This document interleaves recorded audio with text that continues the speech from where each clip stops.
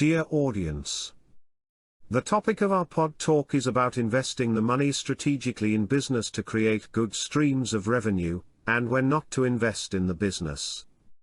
The great Jack Bogle, a renowned investor and entrepreneur, has once said, "Your success in investing will depend in part on your character and guts, and in part on your ability to realize, at the height of ebullience and the depth of despair alike, that this too shall pass." I start with the example of the bike-sharing company, OFO. OFO was founded in 2014 by members of Peking University Bike Riding Club. More on purpose, based without much fanfare. They initially focused on bike tourism, but swiftly switched to what they saw as the bigger prize, a bike-sharing app. In the next 3 years, the company's growth exploded. By 2016, OFO had a fleet of 85,000 bicycles in China, and it soon began to expand by opening in new locations around the world, including India, Europe, Australia, and the United States. The company would eventually raise a staggering $2 billion in funding.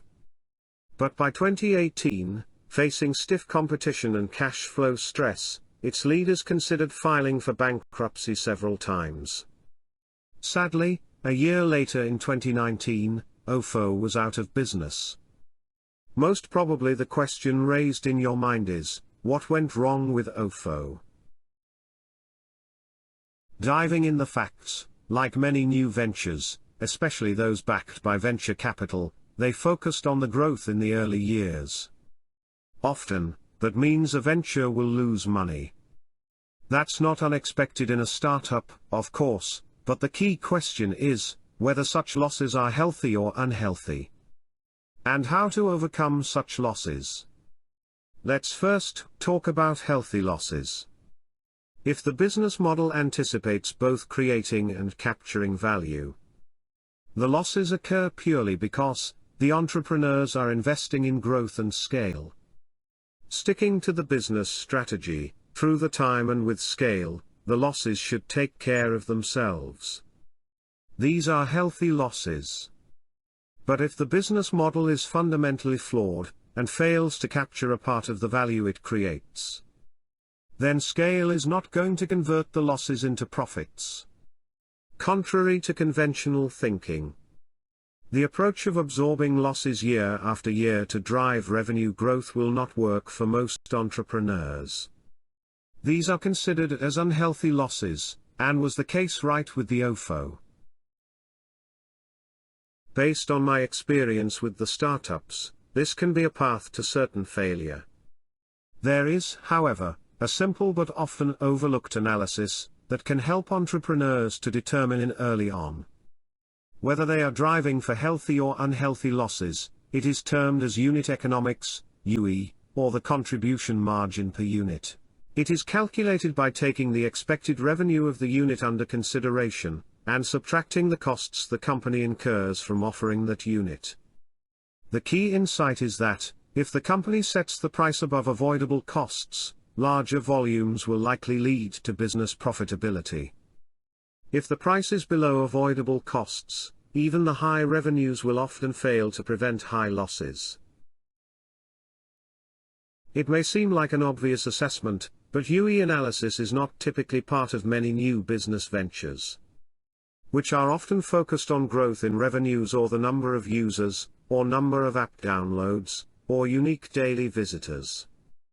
Be careful in consideration of UE. It is particularly beneficial for high-growth entrepreneurial ventures that are investing heavily in growth and losing money at the company level. It is difficult in such ventures to assess the underlying health of their business, because it is hard to distinguish between losses that may be arising due to upfront investments to generate future growth, and those that may be arising due to fundamental problems with the business model. UE is also critical for the management of established companies, who aim to renew and expand their business units through business model innovation. With a good understanding of UE, it will be obvious to the management, if the business is simply burning cash on a short-term basis in order to scale, and it will eventually become profitable.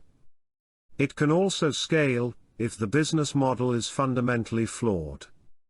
A UE analysis can stop the venture from scaling, until its leaders have determined how and when they will be able to capture a part of the value they are creating with their product or service. Now, I will explain how the entrepreneurs, investors, and managers can think systematically about using UE.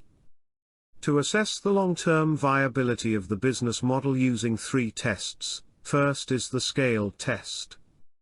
The second is the sources of revenue test, and third is the value proposition test. Through these 3 tests, UE can help clarify the profitability of the business at the unit level, which in turn can provide crucial insights on whether, when, and how to scale the business. A thorough understanding of UE can go a long way toward ensuring the successful rollout of innovative business models. Going back to the start, unfortunately, the story of the rapid rise and fall of a once promising new venture, such as OFO, is not uncommon. Several prominent startups, even with impressive innovative business models, have made poor pricing and resource allocation choices, owing to a fundamental misunderstanding of the long-term consequences of their business model. Let's have some insights on a business case: the company MoviePass, a subscription service for cinema fans, founded in the USA in 2011.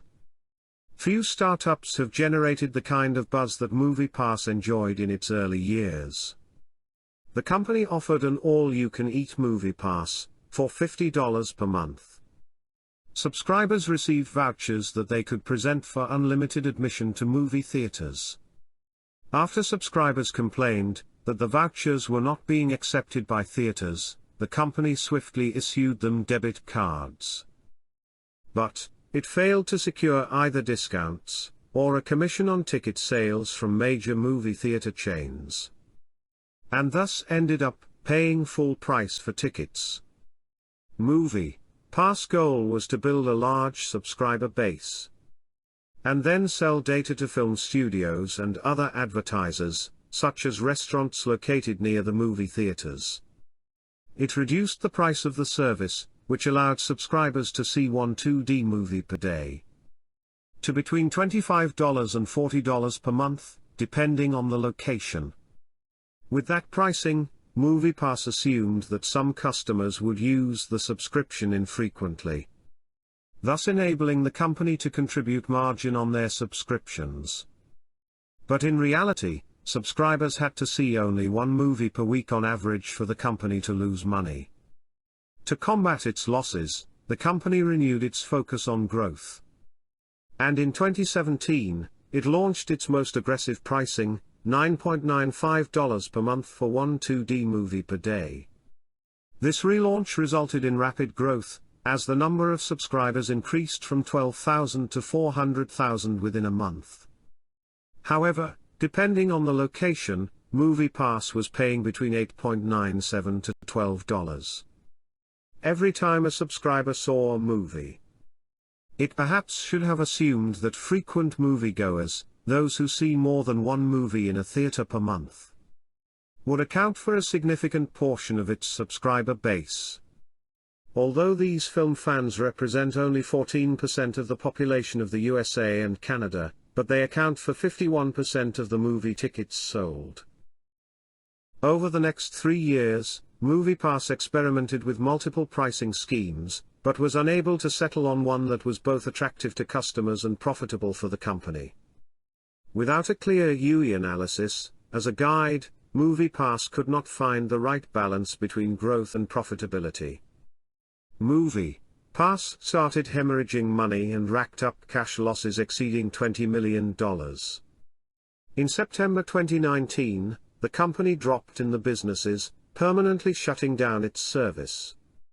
With such unfavorable UE, this was all but inevitable. Through careful business financial analysis, it would have revealed that MoviePass' approach to business did not pass any of the 3 critical UE tests. The scale test. Given enough volume, economies of scale or experience, or bargaining power with suppliers, we will have sufficiently low unit costs. The sources of revenue test. With enough volume, we will unleash additional sources of revenue. The value proposition test. With increased volume, our offering will become more and more desirable to customers, thus allowing for improved monetization. Let's be in more depth what those 3 UE tests could have revealed to MoviePass. Let's have a look on the scale test. The key assumption here seems to have been that if MoviePass could bring in a sufficiently large number of viewers, operators would be willing to sell unoccupied seats to MoviePass at a substantial discount below their standard prices. Additional subscribers were attractive to operators, since they had seats available to be used at nearly zero marginal cost. However, it was not difficult for operators to create their own versions of MoviePass, and reap these benefits directly, without an intermediary. Also, operators likely feared losing control of their relationships with moviegoers and the ability to shape transactions with them, like experimenting with price discrimination. The finding through the sources of revenue test. MoviePass appears to have assumed that the data gathered about viewers would eventually become sufficiently valuable for advertisers to be willing to pay substantial amounts to access them. However, a large volume of subscribers did not increase the willingness to pay for data on a particular subscriber.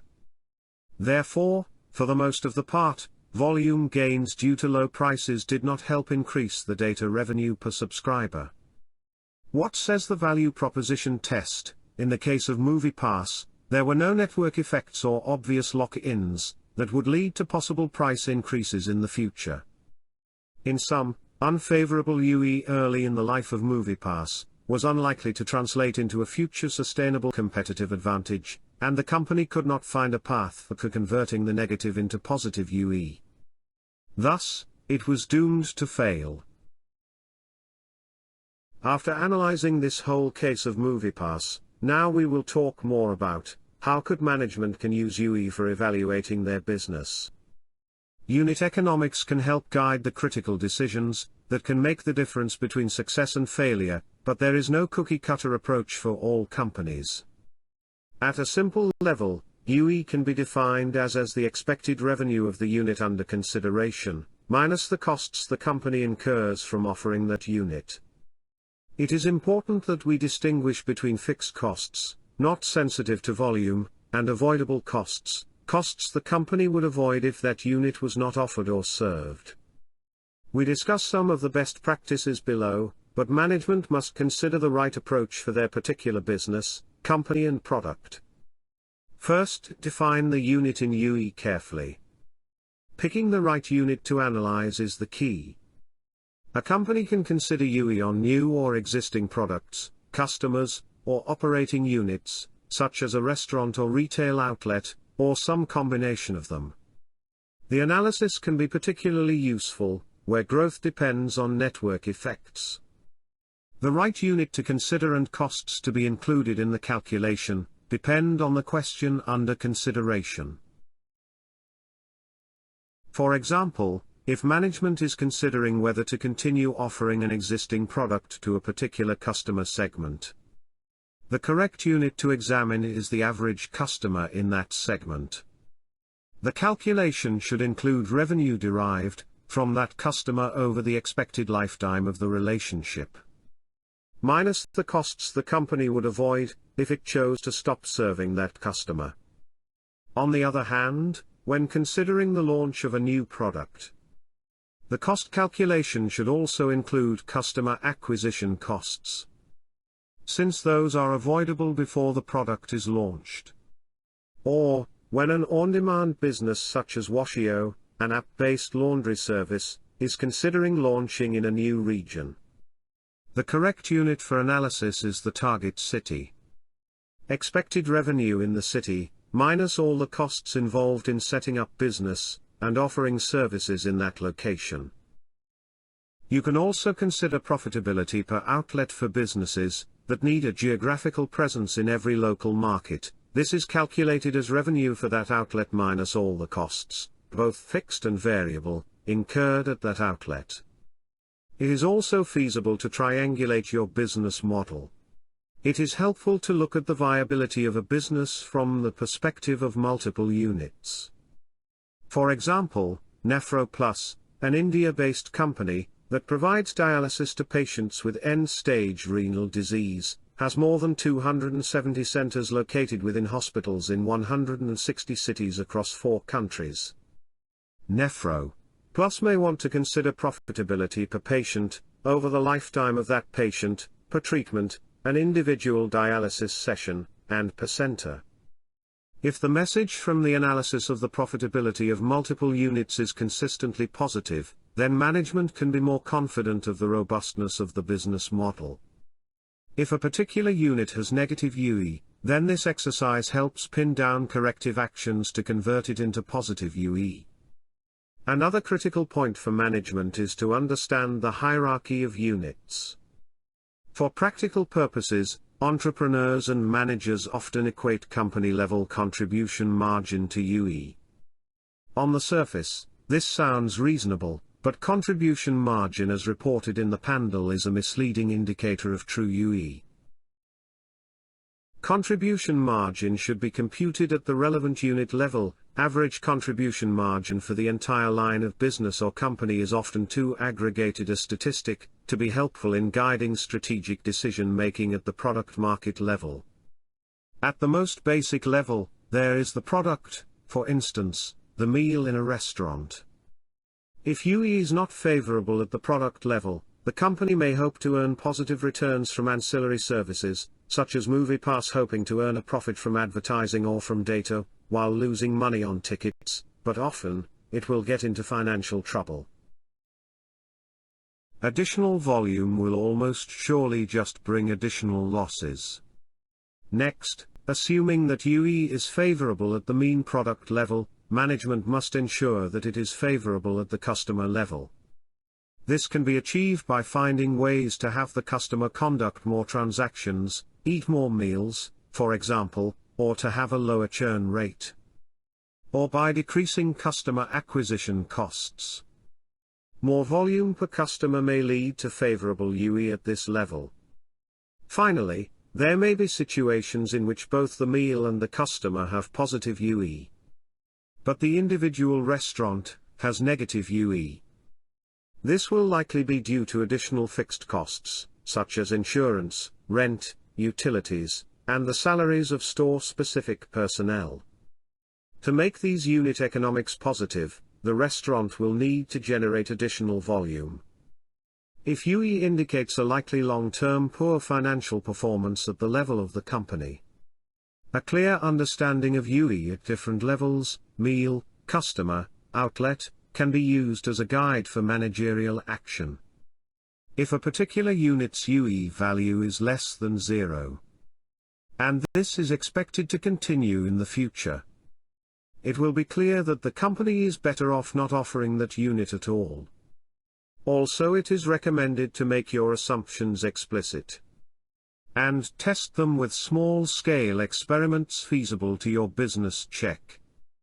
As the discovery-driven approach to business models suggests, entrepreneurs and managers make a number of assumptions when they design business models in situations of uncertainty, such as prices customers are willing to pay for the product or service offering, their cost structures, both fixed and variable, to deliver the offering to customers, and the possible reactions of competitors and other organizations in the ecosystem, such as movie theater chains, in the case of MoviePass.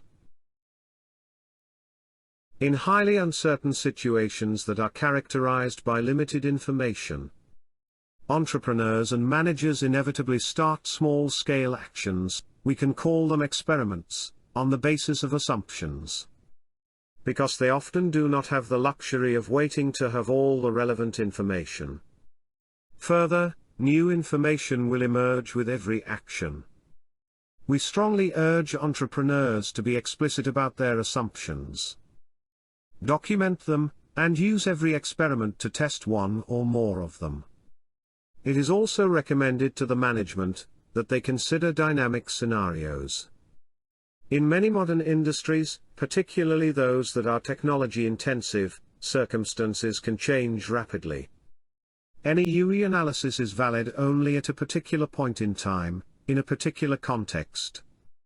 Prices can fluctuate over time due to increased competition, costs can increase due to scarce resources, and customers can migrate to newer offerings. Any of those scenarios would affect a UE analysis. For example, the costs of electronic hardware can drop steeply as production volumes increase.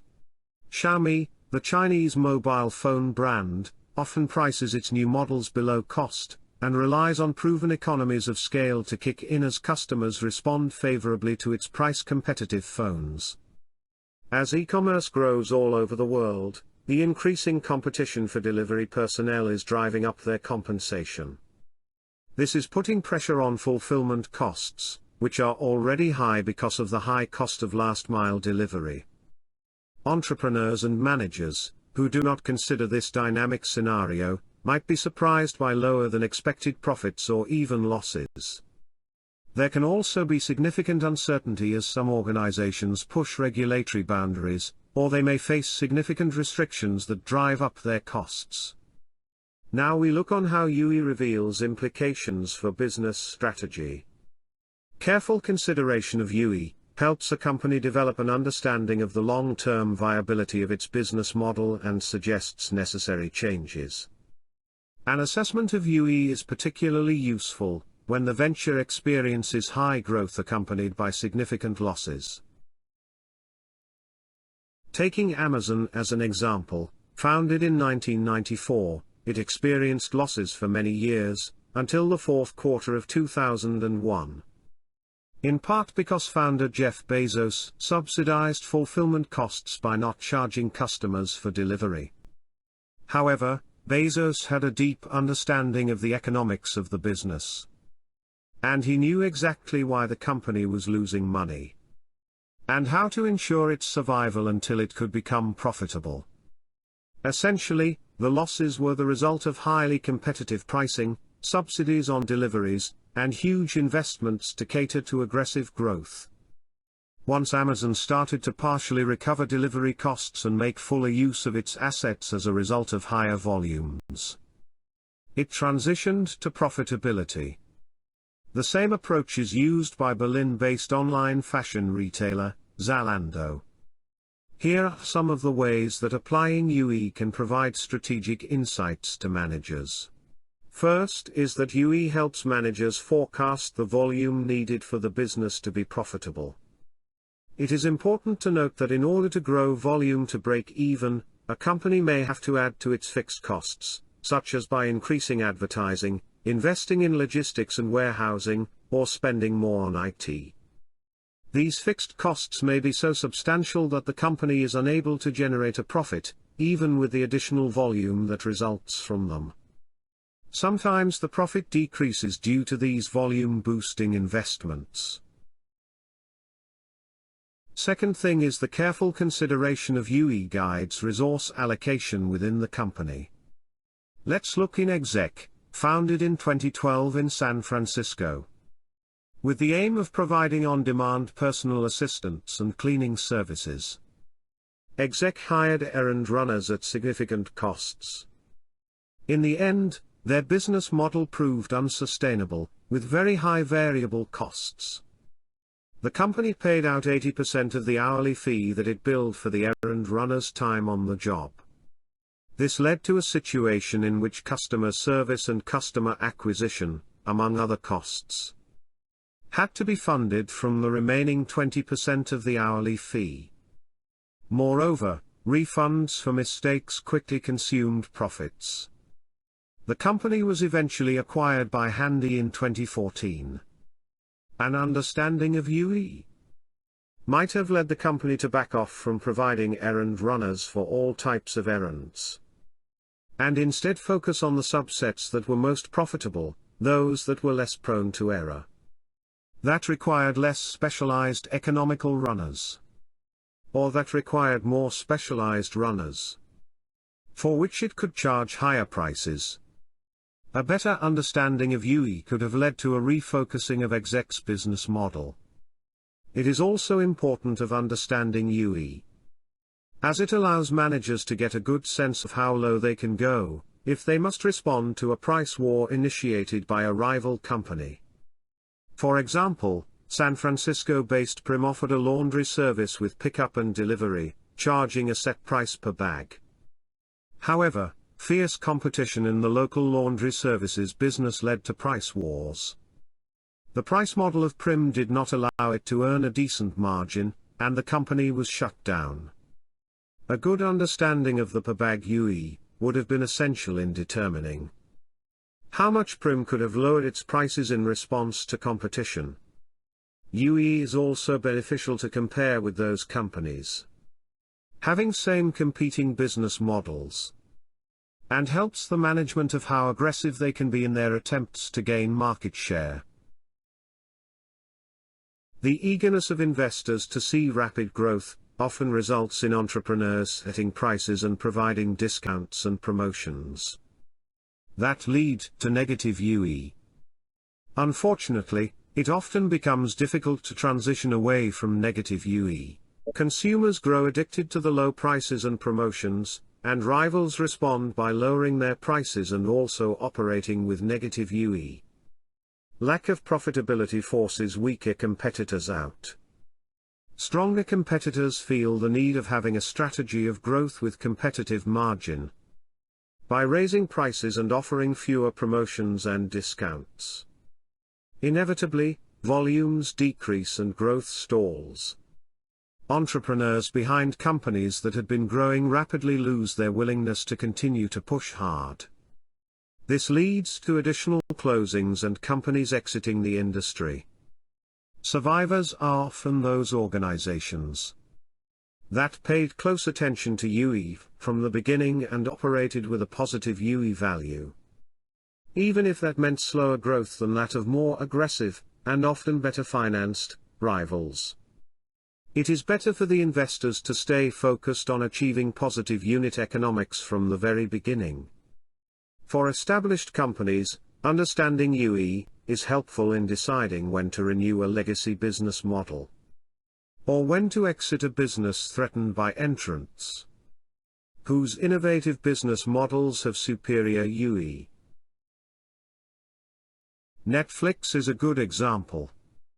Given that the UE values for its streaming service are superior to those of its DVD by mail business, in spite of customer outcry, when Netflix forced customers to choose either a DVD or streaming subscription, and didn't automatically offer DVD subscribers streaming as well, a UE analysis made its strategy clear.